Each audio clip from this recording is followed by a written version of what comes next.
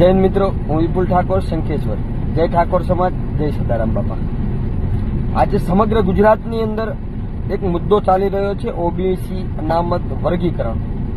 આ ઓબીસી અનામત વર્ગીકરણ છે શું, કોણ લાવ્યું અને આનાથી આપણા સમાજને અને જે શિક્ષણથી વંચિત છે, શિક્ષણથી પછાત છે એવી જ્ઞાતિઓને ફાયદો શું છે. એના માટે ગાંધીનગરથી અમારો એવો ભાઈ તારક ઠાકોર, જે આપણો દીકરો છે, આપણો ભાઈ છે અને આપણો મિત્ર છે, એ આ મુહિમને લઈને નીકળ્યો છે.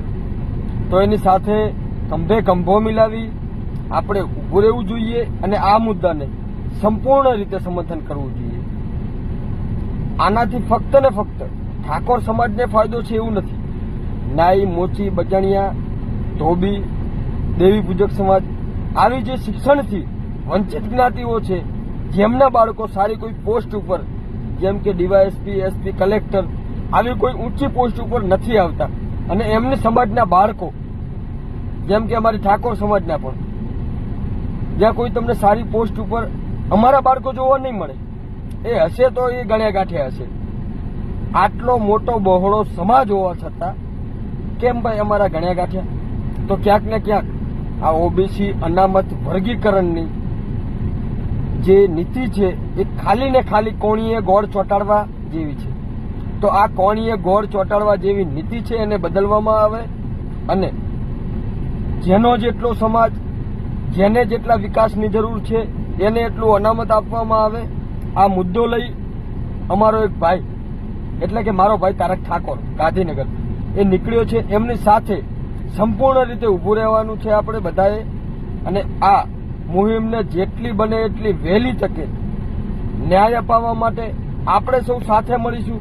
જો તમે આ વિડીયો 5 જણને મોકલશો, એ બીજા 5 જણને મોકલશે. દેશ જોશે તો દુનિયા બદલશે, દેશ બદલશે, ગુજરાત બદલશે. અને એકતામાં કેટલી તાકાત છે એ મિત્રો તમે અને હું સૌ જાણીએ છીએ. તો આ મુદ્દાના માટે આપણે સૌએ એકતા કરવી જોશે. સરકારને બતાવવું પડશે કે આ મુદ્દાને લઈ આજે ગુજરાતમાં એકતા થઈ છે. તો ઓબીસી અનામત વર્ગીકરણ કરી આપવામાં આવે અને ઓબીસી અનામત વર્ગીકરણની અંદર જે સમિતિ બેઠક છે એની અંદર અમારા 19 જણાના નામ, મારા ભાઈ તારક ઠાકોરે મારું નામ આની અંદર ઉમેર્યું, એના બદલ એમનો દિલથી ખૂબ ખૂબ આભાર વ્યક્ત કરું છું.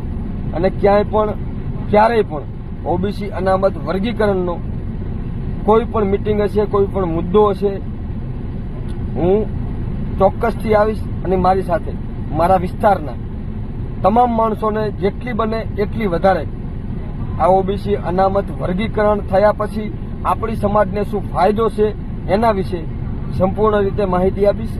જય હિન્દ, જય માતાજી, ભારત માતા કી જય.